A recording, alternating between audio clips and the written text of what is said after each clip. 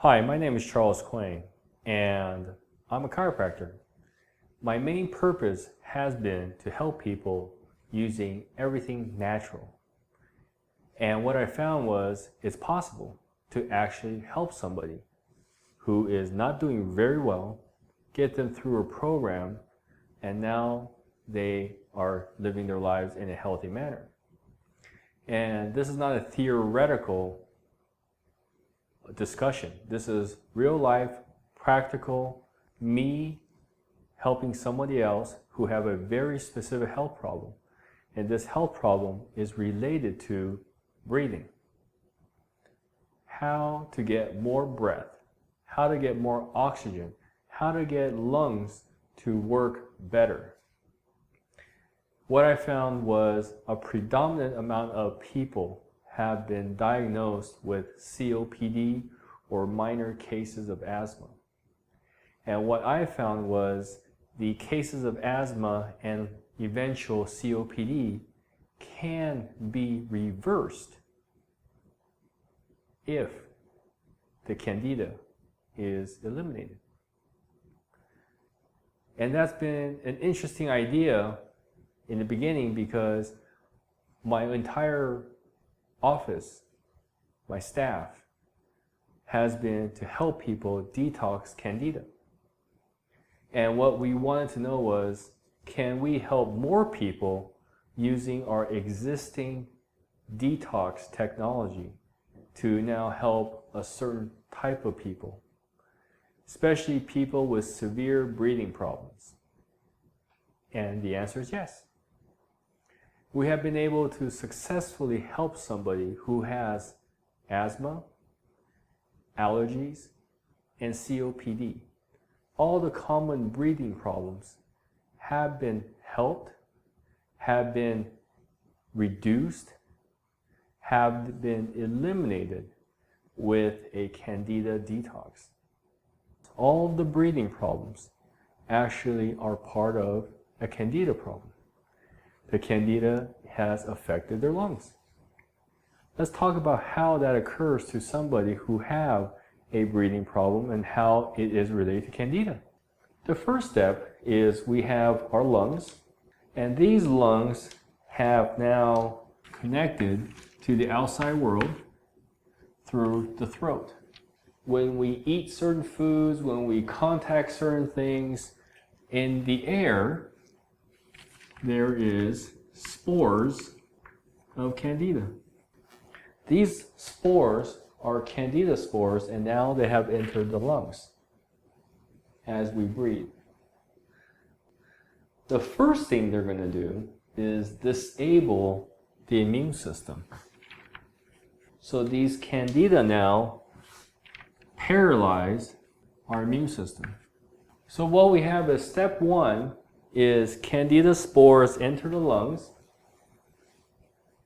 through air. Candida now deactivates the white blood cells, so now they can actually stay in this environment. And what most people have during this process, they have symptoms of a cold or a flu. And what's interesting is when they go see their doctors, the doctors want to be helpful, and then they get antibiotics. Right now we have a situation where the antibiotics that we took for our cold and flu problems kills candida and suppresses the inflammatory response. What we found was candida comes in multiple forms. There's over 3,000 types of candida in the air, in the soil. Not all of them like to live in the environment like the lungs. They don't like the warm temperature. Some don't like the wetness. Some don't like the immune system and they can't disable it. So selectively, only out of 3,000 types of candida, only a small set, we're not sure what it is, a small set of 3,000 possible types of candida actually attack the human body. So what the antibiotics do is when we take an antibiotic, it actually kills some of the candida. It doesn't kill all the candida. What that does is 5-10 years from now, it will create a condition where this candida here now has a place to grow without competition. The antibiotics killed off its cousins. It left this type, and now it could roam around and go wherever it goes without any competition.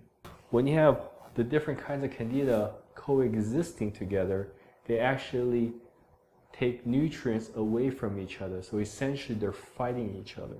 So what we're saying now is this type of candida and this type of candida now are fighting. They created boundaries. So one side cannot go to the other side. And it keeps each other at check. This candida and this candida are now bounded by this area here.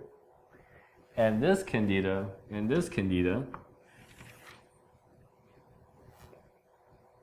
are separated just by existing and trying to control their own space. One candida, one type of candida, trying to control its own space will put out toxins and suck up nutrients so that this candida cannot get too close. And it creates its own antibiotics, it creates its own nutrient deficiency, and this candida does the same. So what happens is this candida cannot pass over and everybody stays where they are. They can't grow anymore. What happens is when we take an antibiotic, it's so good it kills this candida.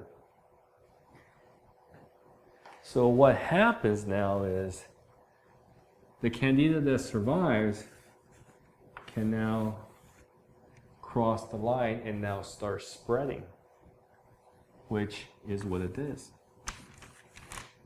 Now the candida is spreading. This is why people are now told they have asthma.